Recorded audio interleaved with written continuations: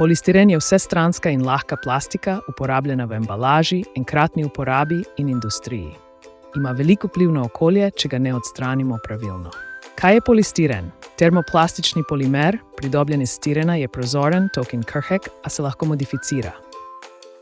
Prednosti vključujejo varčnost, lahkost in enostavno obdelavo, medtem ko slabosti vključujejo krhkost in težave pri recikliranju.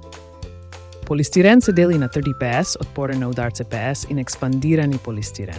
Vsak tip ima svoje lastnosti in uporabe.